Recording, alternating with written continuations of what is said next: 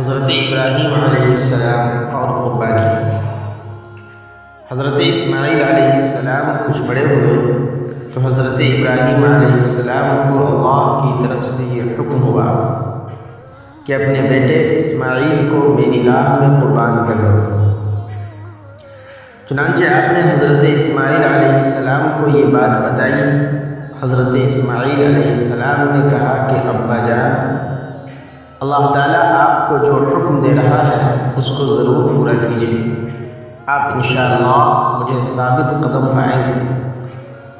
چنانچہ حضرت ابراہیم علیہ السلام اپنے بیٹے اسماعیل علیہ السلام کو ذبح کرنے کے لیے لے کر چلے اور جنگل میں جا کر ان کو الٹا لٹایا اور اپنی آنکھوں پر پٹی باندھ لی کہ کہیں بیٹے کی محبت اللہ کے حکم پر، اللہ کے حکم پورا کرنے سے نہ روکے، اور گلے پر چھری چلا دی۔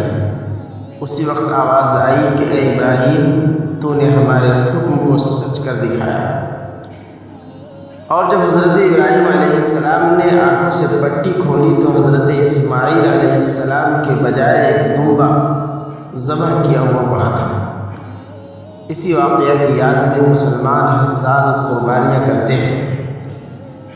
حضرت ابراہیم اور حضرت اسماعیل علیہ السلام کی زندگی سے ہم کو بہت سبق ملتے ہیں۔ حضرت ابراہیم علیہ السلام نے ہم کو سکھایا کہ اللہ کی رضا کے لیے ماں باپ کو چھوڑا جا سکتا ہے، اپنے ملک اور برادری کو خیر آباد کہا جا سکتا ہے، اپنے بچے اور بیوی کو جنگل میں بے سر و سامان چھوڑ کر ان سے بھی پیٹ پھیری جا سکتی ہے۔ اللہ تعالیٰ اگر کسی مسلمان کا امتحان لیتے ہیں اور اس میں کامیاب ہو جاتا ہے تو پھر اللہ تعالیٰ اس کو پھر اور زیادہ نعمتیں دیتے ہیں۔ خانہ کعبہ۔ حضرت اسماعیل علیہ السلام جوان ہوئے تو حضرت ابراہیم اور حضرت اسماعیل نے مل کر خانہ کعبہ کو دوبارہ تعمیر کرنا شروع کیا۔ اور جب حضرت ابراہیم علیہ السلام نے اللہ تعالیٰ سے دعا کی کہ اے میرے رب، اس شہر کو لوگوں کے لیے امن کی جگہ بنا دے، مجھے اور میری اولاد کو بتوں کی پوجا سے بچائے رکھ، اے ہمارے رب، میں نے اپنی اولاد کو میدان میں جہاں کھیتی نہیں ہوتی تیری عزت والے گھر کی خاطر آباد کیا ہے، تاکہ میرے رب یہ نماز پڑھیں تو لوگوں کے دلوں کو ایسا کر دے کہ ان کی طرف جھکے رہیں اور ان کو میوے دے کہ تیرا شکر ادا کریں۔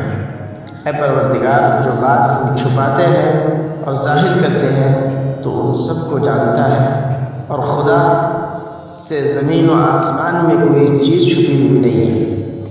اور میرے رب، تو مجھ کو توفیق دے کہ میں تیری نماز پڑھتا رہوں اور میری اولاد بھی نماز پڑھتی رہے۔ اے میرے رب، میری دعا قبول فرما۔ اے میرے رب، حساب و کتاب یعنی قیامت کے دن مجھ کو اور میرے ماں باپ کو اور مومنوں کو بخش۔ یہ وہی خانہ کعبہ ہے جہاں ساری دنیا سے لاکھوں مسلمان ہر سال حج کرنے آتے ہیں، اور جس کی طرف منہ کر کے ہم سب مسلمان 5 وقت کی نماز ادا کرتے ہیں۔